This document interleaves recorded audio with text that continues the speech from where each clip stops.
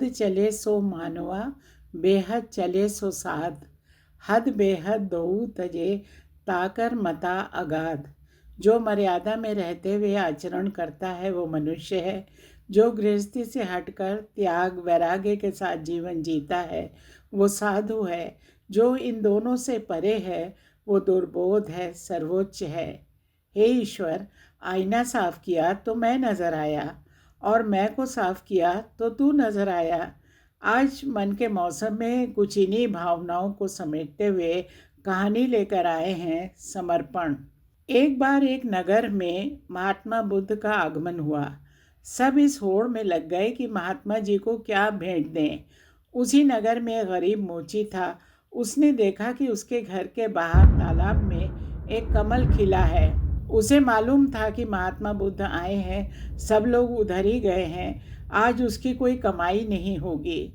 इस फूल को बेचकर ही गुजारा करना पड़ेगा। मोची तालाब के अंदर घुसकर कमल का फूल तोड़ लाया, केले के पत्ते का दोना बनाया और उसके अंदर उस फूल को रख दिया। पानी की कुछ बूंदें कमल पर पड़ी हुई थी। फूल बहुत ही सुंदर था। तभी वहाँ एक सेठ आया और फूल देखकर उसने पूछा, फूल बेचोगे? इसके लिए हम चांदी के 2 रुपए देंगे तुमको। मोची आश्चर्य में पड़ गया। एक 2 आने का फूल, उसके लिए 2 रुपए दिए जा रहे हैं। इतने में वहाँ नगर सेठ आ गया। उसने कहा, भाई फूल तो बहुत सुंदर है, हम इसके लिए 10 चांदी के सिक्के दे सकते हैं। मोची ने सोचा, इतना कीमती है ये फूल। नगर सेठ ने कहा, मेरी इच्छा है कि मैं महात्मा बुद्ध के चरणों में ये फूल रखूं। तभी उस राज्य का मंत्री उधर से गुजरा। उसने पूछा, क्या बात है, भीड़ क्यों लगी है? लोग कुछ बोलते इससे पहले ही उसकी नज़र फूल पर पड़ी। उसने कहा, ये फूल बेचोगे? इसके हम 100 सिक्के दे सकते हैं। महात्मा बुद्ध आए हुए हैं, ये सिक्के तो कोई कीमत नहीं रखते। जब ये फूल महात्मा स्वीकार करेंगे तो चारों तरफ सिर्फ मेरी चर्चा होगी। अभी ये चर्चा हो ही रही थी कि राजा वहाँ से निकले। भीड़ देखकर मंत्री से पूछा, बात क्या है? मंत्री ने बताया कि फूल का सौदा चल रहा है। कमल का फूल देखते ही राजा ने कहा, 1000 चांदी के सिक्के इसको दे दो, ये फूल हम लेना चाहते हैं। गरीब मोची ने कहा, महाराज आप लेंगे तभी ना जब हम बेचेंगे, हम इसे बेचना ही नहीं चाहते। राजा ने इसकी वजह पूछी। मोची ने बड़ी विनम्रता से कहा, महाराज जब हर कोई महात्मा जी के चरणों में कुछ न कुछ भेंट करने के लिए पहुंच रहा है तो ये फूल इस गरीब की तरफ से आज उनके चरणों में भेंट होगा।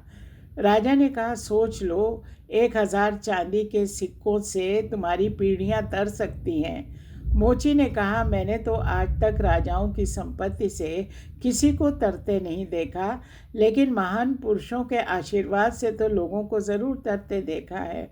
राजा मुस्कुराए, तुम्हारी बात में दम है, अब तुम ही ये फूल महात्मा जी को भेंट करोगे। राजा उस उद्यान में चले गए जहाँ महात्मा बुद्ध ठहरे थे। बहुत जल्दी ये पूरी चर्चा महात्मा बुद्ध के कानों तक भी पहुंच गई कि आज कोई उनके लिए एक फूल लेकर आ रहा है जिसकी कीमत बहुत लगी है। जैसे ही गरीब मोची फूल लेकर पहुंचा तो शिष्यों ने उसके आने की सूचना महात्मा जी को दी। सारे लोग वहां से हट गए। मोची जब फूल लेकर पहुंचा तो उसकी आंखों से आंसू बरसने लगे।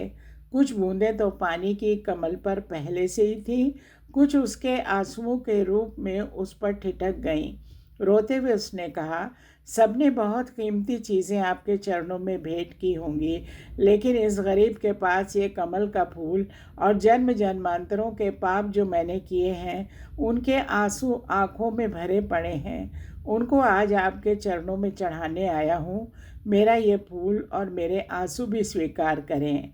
महात्मा बुद्ध के चरणों में फूल रखकर वो गरीब मोची घुटनों के बल बैठ गया।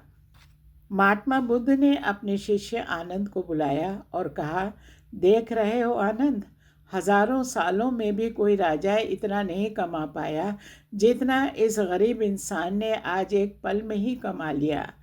अपने मन का भाव देकर इसका समर्पण श्रेष्ठ हो गया।